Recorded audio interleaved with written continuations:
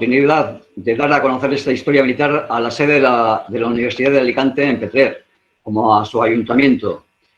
Primeramente diremos que la 109 Brigada Mixta no fue la primera unidad cuya base y lugar de emplazamiento se constituyó en Villena, fijado por el Ministerio de la Guerra.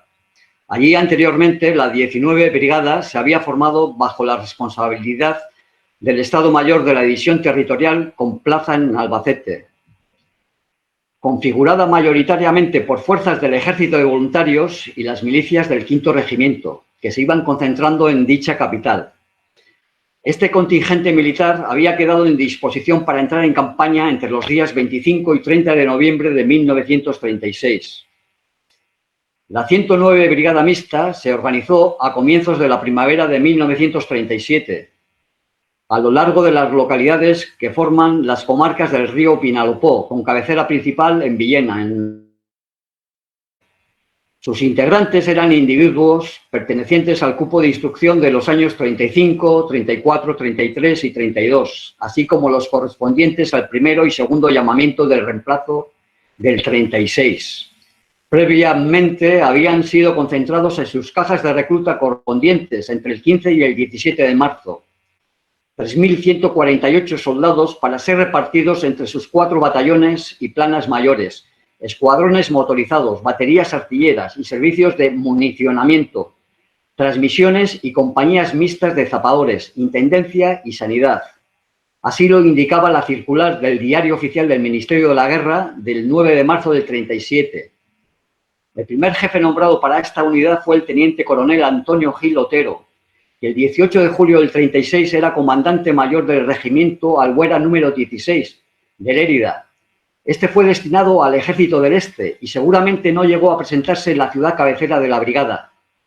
Fue reemplazado a principios de abril por el mayor de infantería Luis Pedreño Ramírez, que al estallar la guerra residía en Alcoy como capitán retirado por la ley Azaña. El día 20 de marzo de 1937, a las 2 de la madrugada, se produjo la llegada a Villena del contingente inicial de hombres del 433 Batallón, el primero de los 4 que formaban la brigada. Procedentes de la caja de reclutas de Albacete, una de las 2 de las que se nutrió esta al comienzo. Fueron recibidos y alojados en el cuartel que se había habilitado en el recinto de los Salesianos, por el teniente Carlos Poblador y el comisario de la brigada Ernesto Herrero Falagan. Organizado con 6 compañías, numerados de la primera a la cuarta, además de la de ametralladoras y la de eventualidades. También había una sección de especialidades donde estaban agrupados los hombres con oficio. Al día siguiente se incorporaron, procedentes de la localidad de Villarrobledo, en Albacete, los sargentos y cabos instructores que se iban a ocupar de adiestrar a la tropa. Unos días más tarde también se integraron el comisario propiamente del batallón, Ricardo Charlán Bravo, y el capitán jefe del mismo, Julio Lobo Chemendía, que residía en Tarragona. Junto a ellos, los tenientes Francisco Pérez Vallés, Jesús Ribes Martínez y Dionisio Hernández Alba. En abril, la tropa ya había comenzado la instrucción de tiro, así como la táctica por compañías. Y aunque los oficiales no estaban todavía familiarizados con la técnica de ejercicios de gimnasia, esta se practicaba diariamente. También había empezado la instrucción con armas automáticas, así como la de cuadros de mando. Entre los supuestos tácticos que realizó la unidad como aprendizaje militar, preparó una organización defensiva en la localidad de Campo de Mirra. También llevó a cabo una marcha de maniobra por la carretera de Villena a El Salse, en Beneixama, con un objetivo táctico. Para la preparación y desarrollo de las escaramuzas, aconsejaban dotar a los oficiales de los batallones con alguna cartografía, con preferencia de la zona de sus respectivos acantonamientos, que por lo visto todavía faltaba. El teniente Juan Pedro Fernández del Campo, cumpliendo cuanto disponía la orden general de la brigada, el 28 de marzo procedió a la organización del 436 Batallón, otro de los que componía esta gran unidad. Trasladó la fuerza desde su lugar de concentración, la plaza de Villena, a la de Novelda, en donde quedó de servicio de guarnición. Como comisario accidental de la unidad lo acompañaba Francisco Vélez, La gran mayoría de estos hombres provenían de la segunda de las cajas de las que se alimentaba la brigada, la de Alcañiz en Teruel. Por lo tanto, el acoplamiento de las fuerzas ya no era tanto como en un principio cabía esperar por su ideología política, sino en función de su origen geográfico.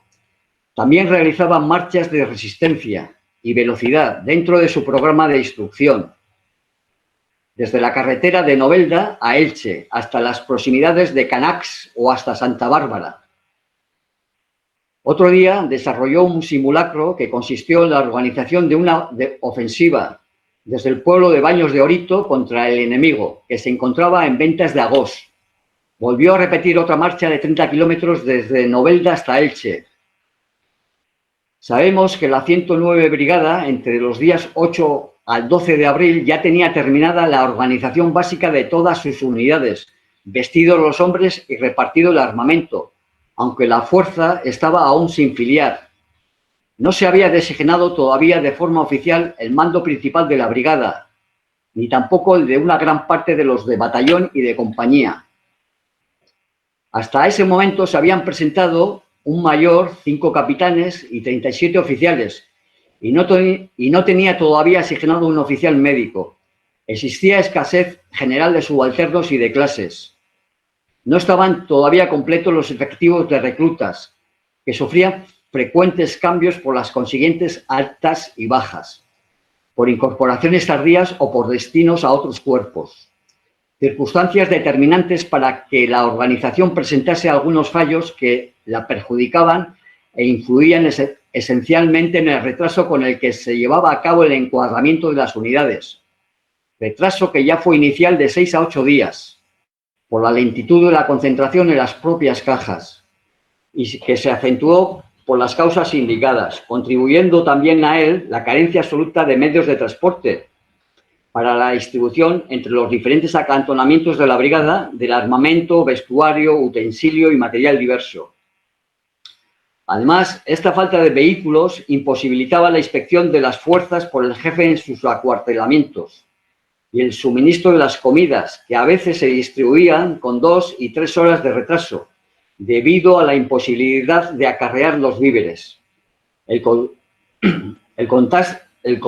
constante movimiento de fuerzas republicanas en la cuenca del Vinalopó era vigilado por uno de los servicios secretos de los que disponía por aquel entonces el ejército franquista, el SIGNE, Servicio de Información del Nordeste de España.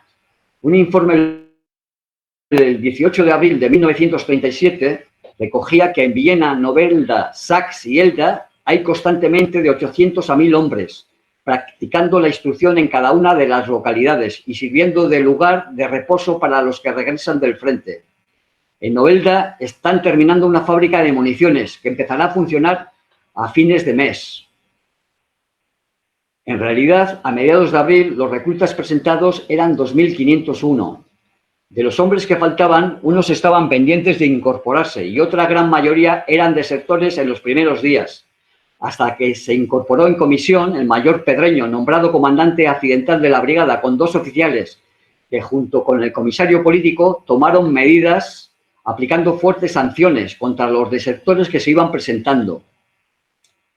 Esta actuación fue contrarrestada por otro jefe militar con cierto peso, el mayor Agnelio Losada Gómez, que pertenecía al PON, Partido Obrero de Unificación Marxista, y que llevando unos días en la brigada se responsabilizaba de realizar una labor derrotista.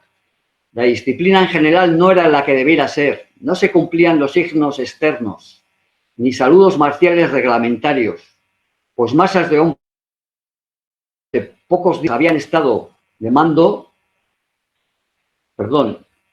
pues masas de hombres que durante no pocos días habían estado huérfanos de mando, sin encuadrarse en una unidad, sin sentir la acción coercitiva alguna y sin tener una tarea, se habían acostumbrado a una moral relajada, reflejándose todo ello en perjuicio de la obediencia y subordinación debidas. Contribuyó a ello la actuación de la CNT, que obró perjudicialmente sobre la fuerza, con propagandas también derrotistas y desmoralizadoras, singularmente en Elda, donde habían colocado un altavoz frente al cuartel mediante el cual exhortaban a la indisciplina. Sin llegar a detener a un orador, Se llegó a detener a un orador que fue entregado a la policía, pero ésta lo puso en libertad. Como consecuencia de todo ello, se aconsejó quitar ese acantonamiento y trasladar la fuerza a Petrel, pueblo inmediato a Sax, pero debido a la premura del tiempo no se debió llevar a efecto. Como los uniformes entregados en un principio habían sido de invierno y apuntando ya el calor como sucedía, era mayor el riesgo de que a medida que iban pasando los días se acentuaran los casos de fatiga en la tropa, y así como provisión ante el avance de la estación calurosa, se dotó a la fuerza de monos y prendas más ligeras que la de paño para las ulteriores operaciones. Ya se ha comentado más arriba que la unidad no disponía de oficiales médicos y su enfermería aumentaba con pacientes que se atendían con reclutas estudiantes de medicina, o los médicos civiles de los acantonamientos, alegando exceso de trabajo en los hospitales de sangre, no prestaba sus servicios debidamente a las fuerzas. Otro problema que había que tener en cuenta y que gestionaban los servicios sanitarios era el de que era preciso atender a los presuntos inútiles, resolviéndose su situación, ya que si se les obligaba a practicar la instrucción, se originaban incidentes de carácter afectivo, aprovechados por los elementos perturbadores, y si se les eximía de ella, el resto de la tropa se desmoralizaba, ya que no faltaba quien buscara en supuestas enfermedades o inutilidades pretexto para burlar la instrucción. Además faltaban, no ya solo para cuando fuesen a salir hacia el frente, sino para el periodo de instrucción en el que eran precisos, por si había ocasión de accidentes en ejercicios de tiro, materiales sanitarios, como camillas, ambulancias, bolsas individuales de curación, botiquines de batallón y compañía, etc. Los enfermeros también eran necesarios para la vacunación de la tropa, a la cual todavía no se había procedido, puesto que no se habían recibido los sueros necesarios. Este hecho traía como consecuencia que ante el retraso acumulado que ya existía en la fuerza para cumplir los plazos necesarios para recibir la instrucción militar, antes de ser destinado al frente, se acumulara entre la obligatoria vacunación contra el tifus y la viruela los días inevitables que por la reacción fisiológica que se producía en los hombres podían considerarse también como perdidos para la instrucción. Circunstancia por acción de las fechas topes para las diversas fases de la instrucción. En la forma siguiente: terminación de la instrucción de compañía el 21 de abril. Terminación de la instrucción de batallón el 26 de abril. Instrucción de conjunto de la brigada con todos sus elementos del 27 al 30 de abril, que ya se llevó a cabo en tierras extremeñas. Es necesario un breve inciso para explicar que durante el periodo de encuadramiento e instrucción militar de la unidad se había estado proyectando una ofensiva republicana que partiría de Extremadura para aislar a Andalucía del territorio franquista. El Plan P, como fue denominado, había sido diseñado por el general Vicente Rojo. Exigía la constitución de un nuevo cuerpo de ejército en el frente extremeño, el 7º, que tenía su cuartel general en la localidad pacense de Cabeza del Buey. Agrupaba a las divisiones 36 y 37, que cubrían los frentes toledano y extremeño respectivamente. La división 37 en un principio se componía de las 3 brigadas mixtas que se ubicaban en el nordeste de la provincia de Badajoz, la 20, la 63 y la 91. Pero la 109 apareció para participar en la ofensiva antes aludida desde Levante y permaneció en este frente durante toda la guerra. Tras la suspensión definitiva de la ambiciosa maniobra estratégica, aún con todo lo comentado hasta aquí, la impresión general de la brigada por parte de los jefes del Estado Mayor en Valencia era bastante aceptable, merced a la labor intensiva y acertada del mayor Luis Pedreño, que de momento solo estaba en comisión y cuyo destino definitivo como jefe de la 109 Brigada aconsejaban que sería conveniente. Era un militar profesional que había nacido en Cartagena, Murcia, en 1902. Ingresó en la Academia de Infantería en septiembre de 1919 y alcanzó el grado de alférez a finales de 1921. 2 años más tarde ascendió a teniente por antigüedad y obtuvo el cargo de capitán en noviembre de 1928. Pedreño ejerció su carrera en varias unidades militares y destacó su paso por el Regimiento de Infantería número 60, Al proclamarse la República, se encontraba en el tercio de la Legión de Ceuta. Si bien a finales de 1000 la situación retirado por voluntad propia. Al estallar la guerra, se incorporó a las tropas republicanas, tomando la jefatura de las fuerzas que integraban la columna Guadix, en la zona de Granada. Más tarde recibió el encargo del general Martínez Cabrera, ante la petición de las autoridades de Baza, en Granada, para formar e instruir un batallón de milicias denominado Pedro Galindo, del que fue elegido comandante por aclamación de sus integrantes. De esta unidad, en abril de 1937, pasó a organizar la 109 Brigada en Villena. Sin embargo, apenas tuvo tiempo para dirigir a esta brigada, pues el día 13 de junio, a las pocas semanas de llegar al frente extremeño, fallecía a consecuencia de las heridas producidas en un bombardeo enemigo durante los combates acaecidos en la Sierra de los Argayanes, alrededor de Higuera de la Serena, en Badajoz. También durante el mes de abril, los hombres del 434 Batallón, formado en Sax, al mando de su capitán Timoteo Reboiro Jiménez, se incorporaron a la localidad de Villena, donde se unieron a las fuerzas del 433 Batallón. Componían el cuadro de oficiales de aquella unidad el capitán de la primera compañía, Manuel Prieto Méndez, y los tenientes Bernardino Martínez Gómez y Modesto Calle Ortega. La segunda compañía la formaban su capitán José Marco Gil y el teniente Marcelino Torrado Felipe. La tercera compañía, el teniente comandante Cándido López Iranzo. La cuarta, su teniente comandante Enrique López Mendía y Antonio González Amo como oficial. La de ametralladoras, su teniente comandante Juan Canet, y la plana mayor, el teniente Cesario Cabañas Lizana. Ambas unidades, a las órdenes del antes citado mayor Agnelio Losada y del comisario del 433 Batallón Santiago Alíquez Bermúdez, embarcaron en la estación del ferrocarril en dirección a Cabeza del Buey, Badajoz, en el frente extremeño, a donde llegaron el 28 de abril. Las compañías del 435 Batallón actuaban realizando marchas por la carretera de Elda a Novelda hasta las proximidades del puente del Vinalopó, y otras por la misma vía, hacia Monóvar. También se dedicaban a la instrucción con armamento y correaje en orden de combate, al que debían acudir con su indumentaria color caqui. Realizaron otra marcha de 15 kilómetros, cuyo itinerario los conducía por la carretera hasta Sinorlet, Fondó y Sonca, y que en un supuesto táctico trataban de ser ocupadas por el enemigo, del cual debían defenderlas desde las posiciones que ocupaban.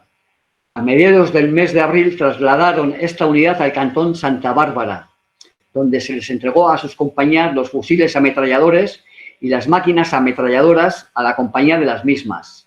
Hubieron de realizar otro supuesto táctico de la toma de Elda, en el cual el batallón se suponía era el eje de ataque, estando concentrado en los baños de Salineta, tratando de mantener el enlace con las demás unidades de la brigada, regresando tras finalizar al cantón. Completó su periodo de instrucción en tierras alicantinas, emprendiendo una marcha de 30 kilómetros de recorrido con todo el equipo, cuyo itinerario comprendía desde Santa Bárbara al Fondó, regresando tras finalizarla al cantón. El mismo día en que los dos primeros batallones de la brigada llegaron al frente de Extremadura, el 435 Batallón recibe la orden de marcha por carretera con sus elementos a la estación de Sax, para embarcar en tren militar, haciéndose el transporte de todo el material en camiones. El embarque se hace sin novedad y se pernocta en Villena. A las 6 de la tarde marchaba el tren con dirección a Cabeza del Buey, Badajoz, siendo el punto de salida Villena. El viaje se realizó durante la noche y sin ninguna novedad. Las fuerzas del 436 Batallón, por su parte, en virtud de la orden de la brigada, el 28 de abril salieron de la plaza de Novelda con dirección a Villena, al mando de su mayor jefe, Roberto Cereceda, embarcando en otro tren militar a las 5 de la tarde, llegando a la citada plaza a las 8, donde vivaqueó hasta las 2 de la tarde del día 29, desde donde en tren militar emprendió la marcha a Cabeza del Buey, llegando el día 30 de dicho mes a la citada ciudad, donde quedó de servicio de instrucción y guarnición. Eso es todo. Muchas gracias por su atención.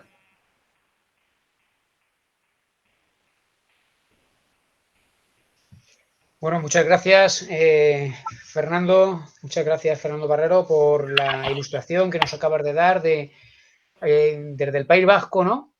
Sí. De una zona que ha sido mencionado localidades y todos aquí conocemos sobradamente y nos imaginamos, ¿no? Y lo primero que me viene a la cabeza es pues la escasa memoria que hay en esta zona y el escaso conocimiento al respecto de lo que nos has narrado, ¿no? Aquí entre nosotros tenemos especialistas historiadores, concretamente José Ramón Valero, que, como sabes, es el máximo especialista en el conocimiento de esta zona como retaguardia, que tras tu conferencia, lo primero que me viene es que esa zona de retaguardia privilegiada, pues lo era ya en estos años, ¿no? Entonces, no sé qué informes has podido trabajar que nos digan por qué concretamente seleccionaron, quizás lo intuimos, esta zona, ¿no? Al respecto, y con esto también doy la palabra pues a los asistentes. He mencionado a José Ramón Valero, por supuesto, como tocaba, pero también al resto. José Ramón García también antes había intervenido y no sé si querría intervenir también. Pero mi pregunta concreta, antes de dar entrada, es eso, ¿por qué esta zona, ¿no? En algunos informes que hayas podido trabajar, para empezar con ello, ¿no? Hombre, la zona me imagino que fue elegida porque las entidades administrativas se pasaron de Madrid a Valencia. En principio estaban ubicadas en Albacete, lo que seguramente porque se fijó más en las brigadas internacionales, en la gestión de las brigadas internacionales, delegaron hacia Valencia la parte de las brigadas mixtas que se estaban creando en la retaguardia levantina. Entonces, yo creo que, vamos, no lo he podido comprobar documentalmente, pero la decisión de ubicar la formación de varias, porque además hay otras localidades levantinas donde se formaron otras brigadas, o sea, y fueron bastantes brigadas, no fueron... Ahora acabo de comentar dos brigadas, la 19 y la 109 en Villena propiamente, pero luego hubo otras brigadas también en otras localidades levantinas y murcianas. Vamos, ahora mismo no me viene a la cabeza los nombres de las localidades, pero vamos, sí que hubo varias brigadas también que se instruyeron en la retaguardia levantina, ¿no? Muy bien, es el turno de palabra. ¿Alguien quiere, no sé si José Ramón, Bueno, tienes alguna pregunta o alguna intervención que quieras puntualizar? ¿se oye bien? Sí. Sí, sí. Gracias. Yo quería comentaros una cosa, y es que hace ya algunos años, en verano y como hobby, estoy empezando a recuperar un poco lo del territorio de la derrota.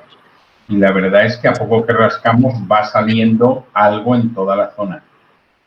Todavía es muy difícil poder localizar, pero como él dice, es que está minada toda la zona, pero de gente de por aquí, como él ha dicho.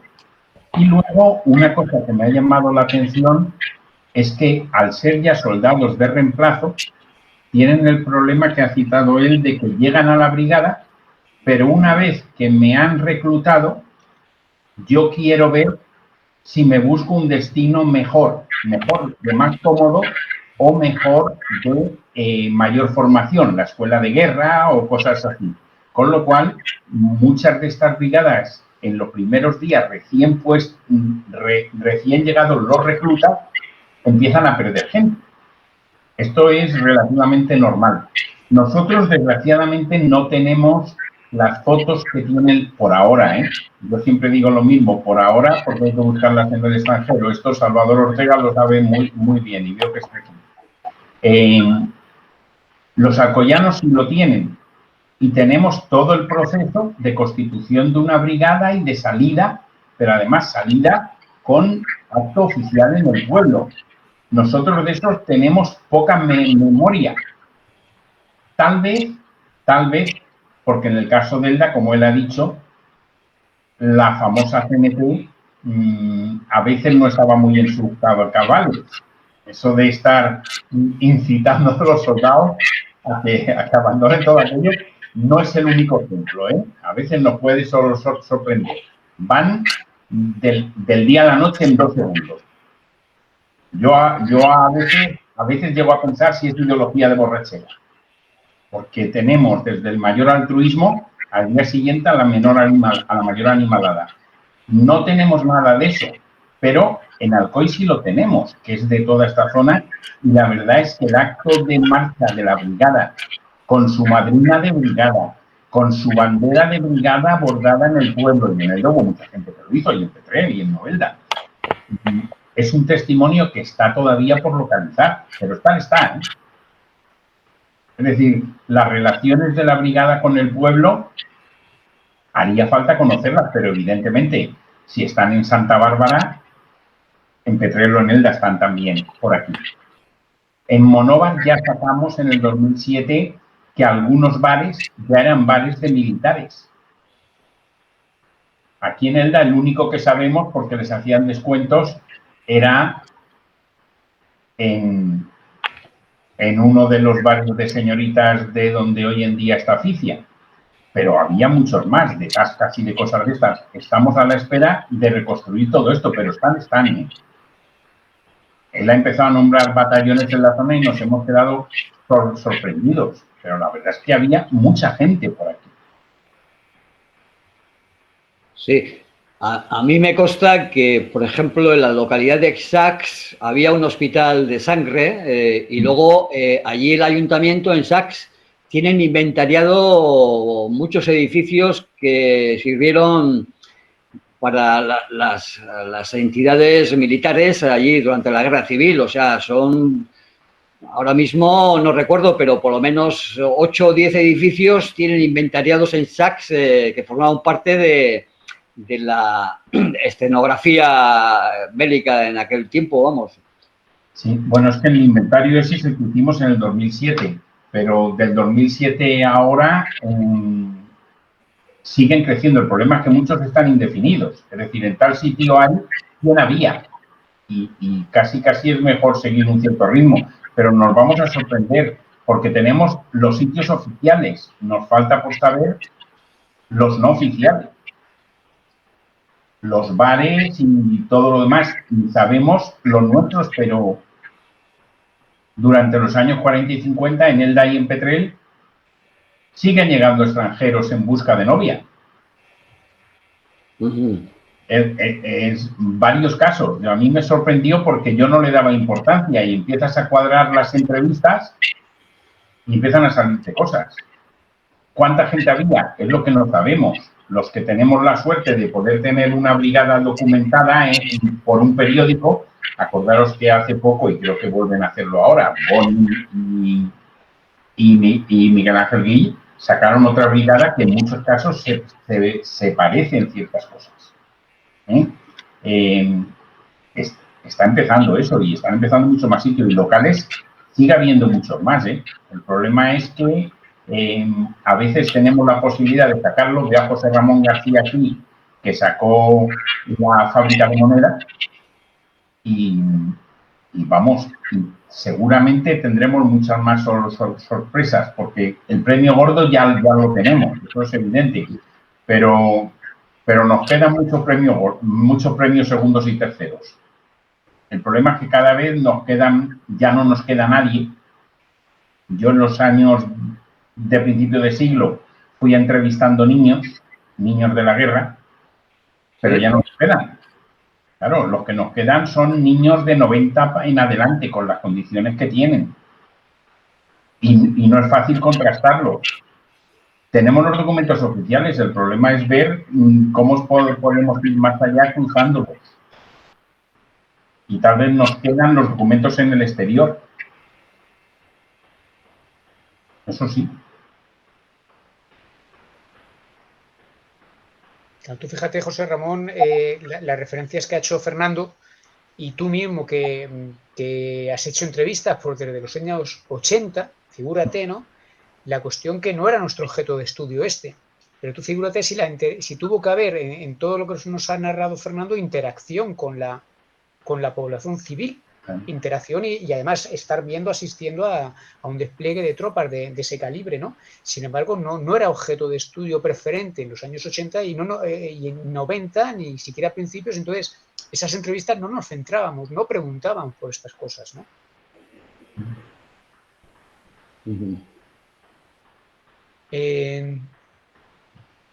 José Ramón, ¿tú quieres intervenir también al respecto? No, yo no quería intervenir, yo simplemente era que esto es un ejemplo que nos están llegando cosas. Están estudiando en el País Vasco sobre Extremadura y nos aparece lo nuestro. Y es que la guerra tiene muchísimos enlaces. A mí me sorprendió un señor en Ibi, un señor que se llamaba Acracio, ya podéis imaginaros el nombre, ya era de dónde venía el origen, y el hombre dice, me mandaron de mi batallón a Elda a recoger botas. Y allí parecía que no había guerra. Y cuando él ha dicho lo de estar los altavoces delante del cuartel, es que hasta cierto punto tardaron meses en ser, fuera de la euforia de algunos hacia el frente, tardaron meses en darse cuenta de que la situación no era la de antes. Es decir, se tomó muchas cosas con mucha ligereza. Yo, entre la documentación que he manejado al final de la guerra, he tenido que trabajar para documentar a muchos de origen valenciano, muchos levantinos, fusilados, porque esta brigada al final de la guerra fue tratada, bueno, hubo un fusilamiento masivo de jefes oficiales y soldados, pero principalmente de jefes y oficiales y luego líderes políticos también.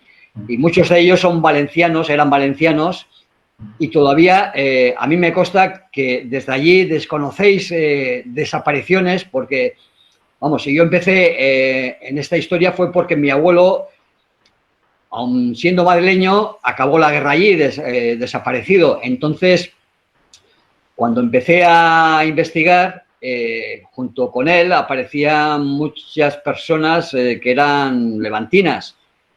Y que a día de hoy, por ejemplo, ahora me viene un comisario político que era de Ontenient, que fue fusilado allí al final de la guerra, en un olivar. En un mismo día fusilaron a unos 70 a 100 personas. Todavía no se sabe el número de personas que fusilaron durante un solo día, en un olivar allí, en un cortijo habilitado como campo de concentración.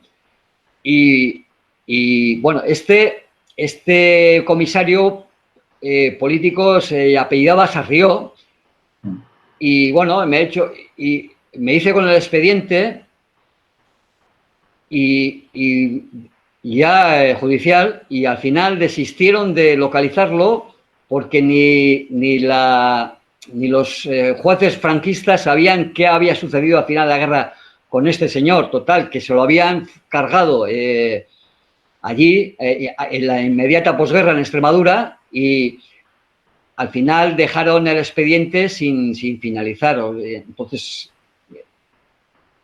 y como ese, hay bastantes más levantinos en aquella zona. De cualquier manera, si tienes un listado, aquí en esta zona hay mucha gente interesada que tal vez te pueda ayudar a buscar esos nombres. Por ejemplo, a mí me han tocado muchas personas de la zona de Castellón y de la zona de Valencia, intentando localizar a sus familiares.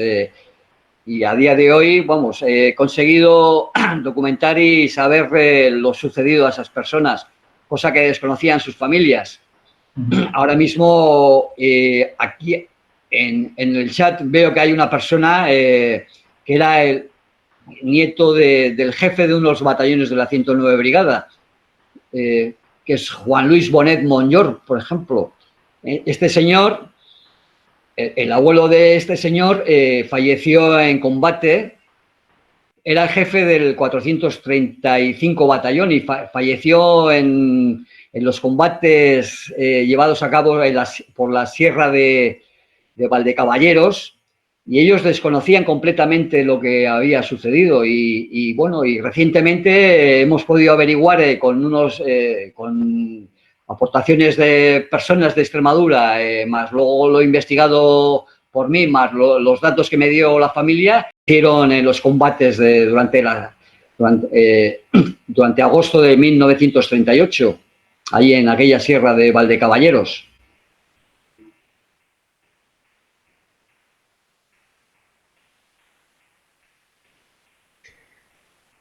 Muy bien, ¿tenemos alguna intervención más?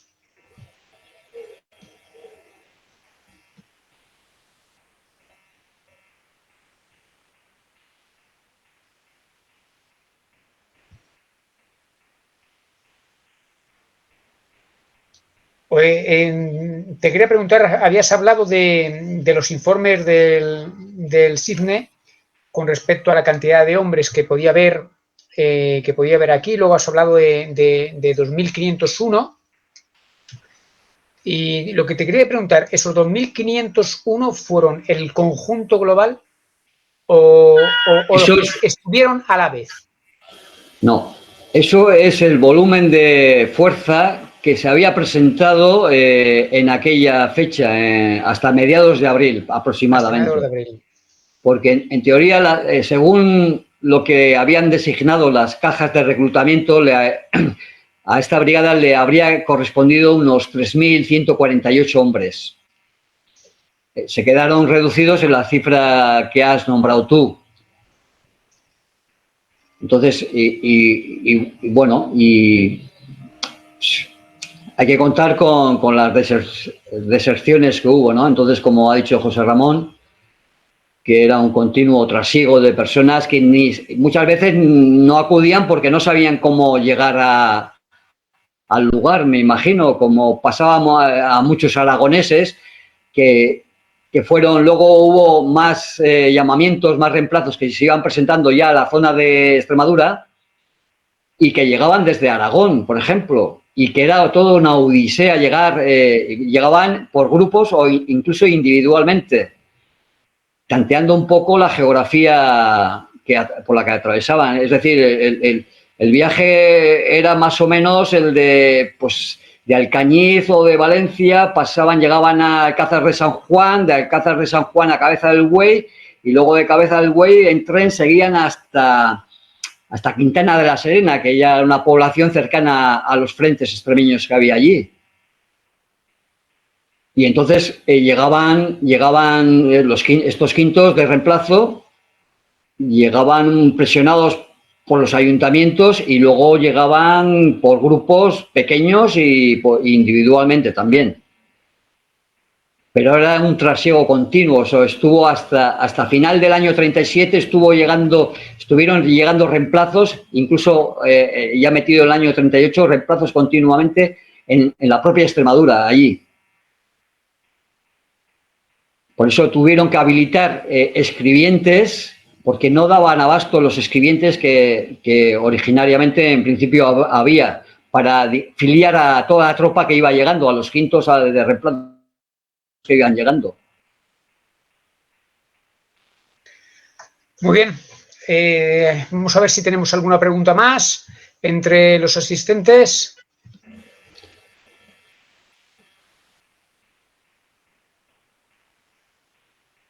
Bueno, pues entonces si no tenemos más, si el ponente quiere añadir algo más y si no, pues damos por concluida la sesión con nuestro agradecimiento a la conferencia, felicitarte y agradecerte de nuevo el que nos hayas aportado este conocimiento sobre estos aspectos concretos en la comarca del Vinalopó Medio que muchos desconocíamos, ¿no? Y que se comienzan a documentar ahora, pues gracias a tus trabajos, Fernando.